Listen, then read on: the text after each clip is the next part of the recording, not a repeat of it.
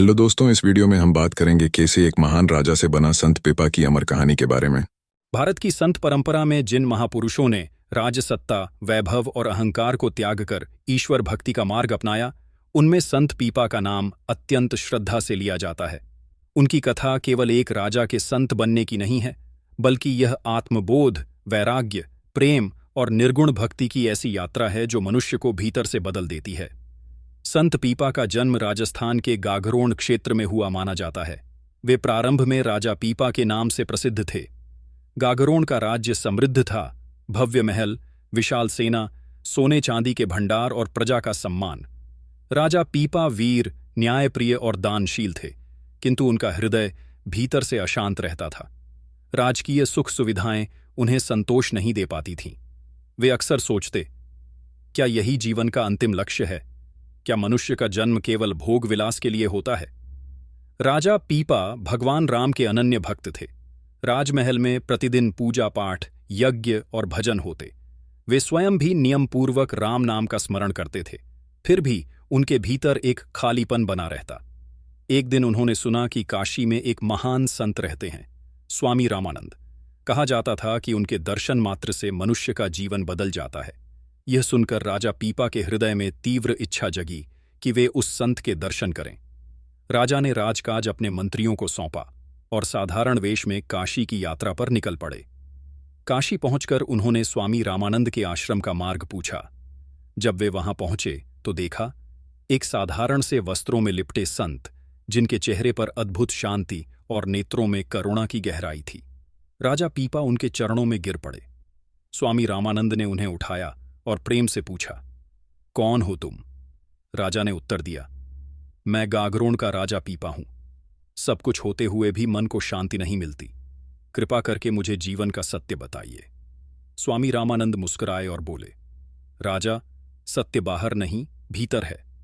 जब तक अहंकार और आसक्ति का बंधन नहीं टूटेगा, तब तक शांति नहीं मिलेगी। राजा पीपा ने उसी क्षण स्वामी रामानंद को अपना गुरु स्वीकार कर लिया। उन्होंने दीक्षा ली और गुरु ने उन्हें राम नाम की निर्गुण भक्ति का उपदेश दिया। गुरु के वचनों ने राजा के हृदय में क्रांति ला दी। कुछ समय काशी में रहकर साधना करने के बाद राजा अपने राज्य लौटे, किंतु अब वे पहले जैसे नहीं रहे थे। राजमहल लौटकर भी उनके मन में वैराग्य बढ़ता गया। सिंहासन पर बैठते हुए उन्हें लगता मानो यह सब माया है। अंततः उन्होंने एक दिन दरबार बुलाया और सबके सामने घोषणा की, आज से यह राज्य मेरा नहीं, मैं ईश्वर भक्ति के मार्ग पर जा रहा हूं।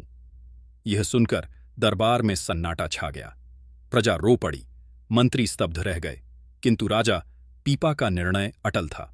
राजा पीपा ने राज्य त्याग दिया, राजसी वस्त्र उतार दिए और साधारण संत का जीवन अपना लिया। वे अब संत पीपा कहलाने लगे। उन्होंने अपनी पत्नी रानी सीता या सीता देवी को भी वैराग्य का मार्ग अपनाने को कहा। रानी ने भी संसार का त्याग किया और पति के साथ भक्ति पथ पर चल पड़ी। संत पीपा देश देशांतर में भ्रमण करने लगे। वे जहां भी जाते राम नाम का संदेश देते। उनका उपदेश सरल था, ईश्वर मंदिर मस्जिद में नहीं, बल्कि हर जीव के हृदय में बसता है। जाति, कुल, धन और पद, ऑल यह सब माया है। सच्ची भक्ति प्रेम और समर्पण से होती है। वे निर्गुण भक्ति के प्रबल समर्थक थे। उनके अनुसार ईश्वर का कोई रूप, रंग या सीमा नहीं, वह केवल अनुभूति है।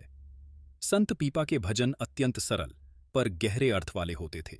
वे कहते, राम नाम ही सत्य है, बाकी सब भ्रम है। उनके भजनों में अहंकार का खंडन, प्रेम की महिमा और आत्मज्ञान का प्रकाश मिलता है। यही कारण है कि उन्हें भक्ति आंदोलन के प्रमुख संतों में गिना जाता है। उनके पद आज भी गुरु ग्रंथ साहिब में संकलित हैं, जो उनकी महानता का प्रमाण है। संत पीपा जहां भी जाते, लोगों के दुख दूर हो जाते।